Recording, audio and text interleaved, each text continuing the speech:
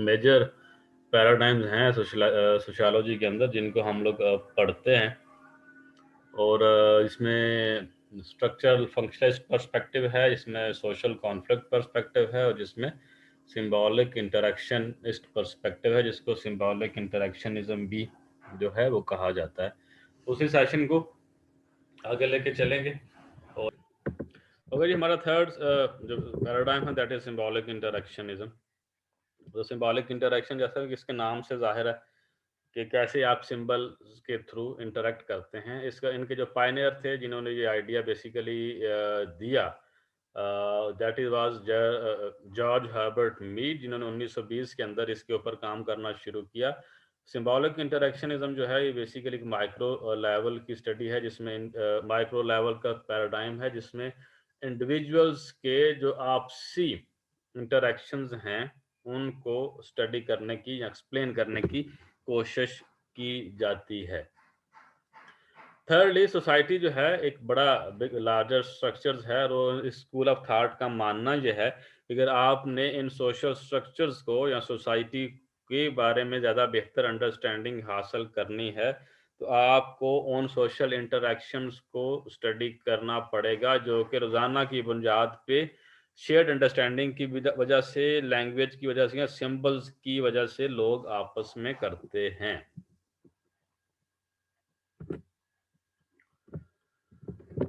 Okay, next slide है जी कि development of this perspective. तो ये पर्सपेक्टिव वैसे मैंने पहले बताया कि ये जॉर्ज हर्बर्ट मीड ने 1920 के ऊपर इस आइडिया के ऊपर बात की थी, लेकिन ये टर्म जो है सिंबॉलिक इंटरेक्शनिज्म उन्होंने इंट्रोड्यूस नहीं करवाई। ये टर्म जो है तकरीबन एक डिकेड के बाद हर्बर्ट ब्लूमर ने जो है 1937 के करीब जो है ये टर्म जो है इंट्रोड्यूस करवाई। और हर्बर्ट ब्लूमर जो थे वो बेसिकली स्टूडेंट हैं जॉर्ज हर्बर्ट मीड के।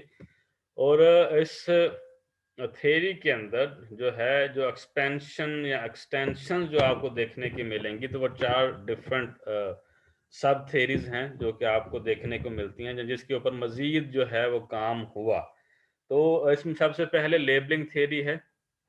लेबलिंग थ्योरी इज बेसिकली कि वो डेविएंस को एक्सप्लेन करने की या डिफाइन करने की कोशिश करती है। सोशल कंस्ट्रक्शन ऑफ रियलिटी जो है इसी पैराडाइम में हम लोग डिस्कस करते हैं।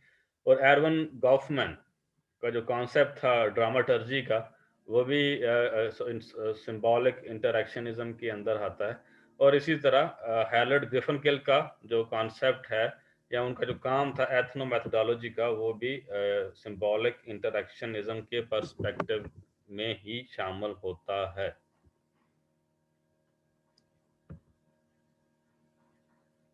No sir. Yes sir. Yes sir.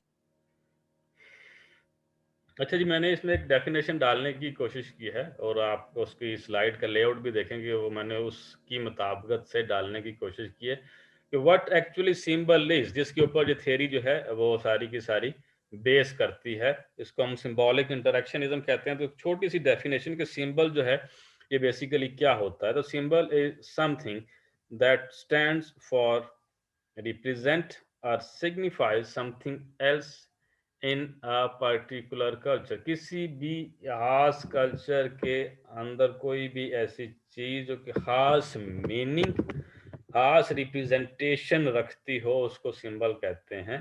Symbol can be anything, it may be a gesture, it may be some words, some objects or events, and they can represent any number of other things, ideas, events or emotions।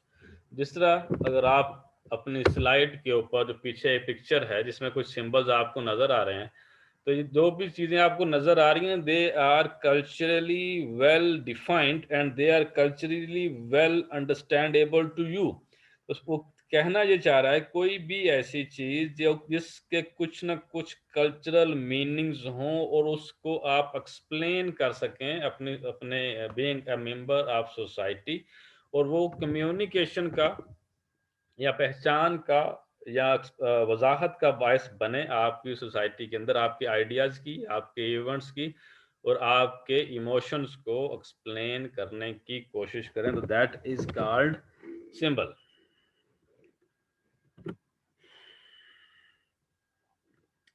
इसी को मैं continue करूं तो symbolic इंटरएक्शनिस्ट्स जो हैं, जो school of thought से जो साइंसदान या सोशियोलॉजिस्ट जो बिलोंग करते हैं, उनका मानना ये है कि we are able to interact with others because we create symbols and learn to interpret what those symbols mean in our interactions। कहते हैं जी कि हम लोगों ने सिंबल्स खुद क्रिएट किए हैं और हमने उनको इंटरप्रिटेशन दी है, और हम जानते हैं कि हमारे इंटरैक्शन के दौरान या हमारे इंटरैक्शन में इनका मतलब क्या है। अगर हम नहीं जानते होंगे, लेट्स सपोज मुझे पश्तो नहीं आती, तो वो लोग जो पश्तो स्पीकिंग हैं, उनके जो सिंबल्स हैं वो जो तमाम पश्तो बोलने वाले लोग तो समझ सकते हैं, लेकिन मेरे लिए शायद वो समझना जो है वो मुमकिन नहीं होगा। तो इनका जो सिंबल्स की जो खासियत है अंडरस्टैंडिंग की, वो बहुत ज़रूरी है स्कूल ऑफ थॉट को देखने के लिए। तो symbolic interactionism is also known as interpretive theory. अगर आपसे कोई कहता है कि आप इंटरप्रेटिव थ्योरी के बारे में क्या जानते हैं, तो आपको ये पता होना चाहिए कि सिंबॉलिक इंटरैक्शनिज्म ही जो है वो ही इंटरप्रेटिव थ्योरी है। Yes sir. जी सर। मैक्स वेबर जो हैं, उन्होंने काफ़ी काम किया है सोशल इंटरैक्शन थ्योरी को या सिंबॉलिक इंटरैक्शन थ्योरी को लेके, और इनका एक कॉन्सेप्ट था जो कि बड़ा ही मशहूर है वर्स्टहन के नाम से। वर्स्टहन एक ऐसा कॉन्सेप्ट है, वो कहते हैं कि जब भी आपने किसी खास लोगों के इंटरैक्शन के बारे में समझना है या उनको कोई मीनिंग देने हैं, तो आपको उनकी जगह पे रह के सोचना और चीज़ों को समझना होगा, तो आप उनके एक्शंस को ज़्यादा बेहतर तरीके से समझ सकते हैं। Otherwise you are not able to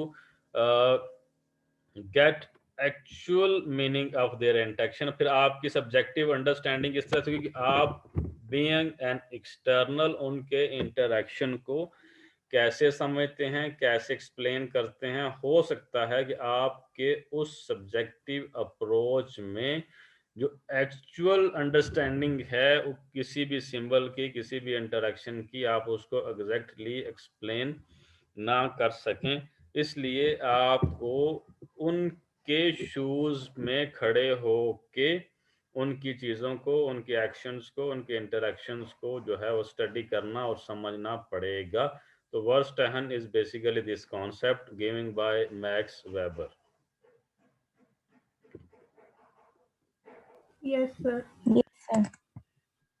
सब थेरीज की बात करें तो इसमें इसी स्कूल ऑफ थॉट में जो दो मेन सब थेरीज आपको देखने को मिलेंगी। Number one is rational choice theory and number two is exchange theories. तो रैशनल चॉइस थेरी, जैसे कि उसके नाम से वाजे है कि किस तरह आप पर्पसफुली अपने चॉइसेस को खुद से सेट करते हैं, आप ऑप्शंस को, अपॉर्चुनिटीज को कैसे एवेलुएट करते हैं, और उस एवेलुएशन की बेस पे आप लोग कैसे रैशनल चॉइसेस जो हैं उनको फिक्स करने की कोशिश करते हैं। In simple terms, of all the options or courses of action a person sees as being available, they act based on calculation of pros and cons। if you are in a market, आप कोई भी चीज अगर लेने की कोशिश करते हैं तो आप डिफरेंट ऑप्शंस को एक्सप्लोर करेंगे, आप उनके प्रो एंड कॉन्स को अच्छी तरह स्टडी करेंगे, और उसमें से जो बेहतरीन चीज आपको नजर आएगी आप उसको हासिल करने की कोशिश करेंगे। This is basically rational choice theory कि आप उनको वैल्यूएशन डिफरेंट ऑप्शंस को इस्तेमाल करते हुए वैल्यूएट करते हैं और उनमें से अपनी पसंद की कोई चीज जो है लेते हैं।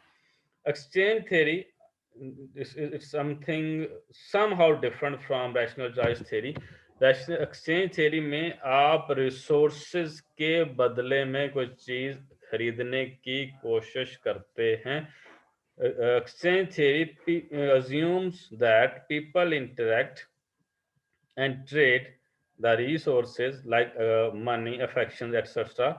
that they bring to interaction in ways that maximize benefit and reduce cost to themselves. आप अपने पैसों की मदद से रिसोर्सेज को एक्सचेंज करने की कोशिश करते हैं ताकि आप अपने बेनिफिट्स को जो है वो मैक्सिमाइज करने की कोशिश करें. This is the second aspect of this theory, that is exchange theory. इस वाली पिक्चर में मैंने जो चीज़ एक्सप्लेन करने की कोशिश की है कि फंक्शनलिस्ट, कॉन्फ्लिक्ट और सिंबॉलिक जो school interaction school of thought है, उनके प्रोज और कॉन्स क्या हैं, वो क्या चीज़ मुहैया करते हैं और वो क्या चीज़ मुहैया नहीं करते. अगर हम फंक्शनलिज्म की बात करें तो फंक्शनलिज्म जो है वो examine structures with in society, कि वो बड़ी सोसाइटी के अंदर पाए जाने वाले या एक सोसाइटी के अंदर पाए जाने वाले जो स्ट्रक्चर्स हैं उनको स्टडी करने की कोशिश करती है. अगर स्ट्रक्चर की बात करें तो आपके जहन में क्यूरी आ सकती है कि स्ट्रक्चर से यहाँ पे क्या मुराद है. इसमें आपके पाए जाने वाले जो जितने भी अदारा जात हैं जो किसी भी कंट्री को, किसी भी स्टेट को चलाने के लिए ज़रूरी होते हैं, एजुकेशन हो गया, गवर्नमेंट होगी, ब्यूरोक्रेसी होगी, वो सारे वो अदारे जो कि आपके मुल्क को चलाने के लिए इस्तेमाल होते हैं और इन्हीं के फंक्शन जो हैं, आप हमने बात की थी फंक्शन, आपसी फंक्शन जो हैं जितने अच्छे होंगे सोसाइटी उतनी अच्छा जो है वो चलेगी. अगर हम इसके कॉन्स की बात करें तो कॉन्स का मतलब है कि जो चीज़ें ये स्टडी नहीं करते फंक्शनलिज्म स्कूल ऑफ थॉट के, इग्नोर इंटरेक्शन बिटवीन इंडिविजुअल्स, क्योंकि ये मैक्रो पर्सपेक्टिव है, लिहाजा ये इंडिविजुअल्स की आपसी इंटरेक्शन को स्टडी नहीं करता. ये सोसाइटी और बड़े स्ट्रक्चर्स को जो है वो स्टडी करने की कोशिश करते हैं. Second one is conflict theory. तो कॉन्फ्लिक्ट थ्योरी का अपना प्रोज की बात करें तो this basically deals with stratification and inequality in your society. आपके सोसाइटी के अंदर पाए जाने वाले जो माशी तबकात हैं, जो समाजी तबकात हैं, उनको और उनके इनइक्वालिटीज़ जो हैं उनके दरमियान जो इम्तजाज है उसको स्टडी करने के लिए कॉन्फ्लिक्ट स्कूल ऑफ थॉट जो है इस्तेमाल होता है.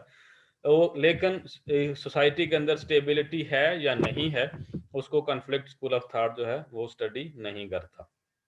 Third one is symbolic interactionism. तो सिंबॉलिक इंटरेक्शनिज्म जो है आपके daily one two one individual interaction को स्टडी करता है, लेकिन जो लार्ज स्केल स्ट्रक्चर्स हैं उनके दरमियान पाए जाने वाले फंक्शन इंटरेक्शन को ये स्टडी नहीं करता.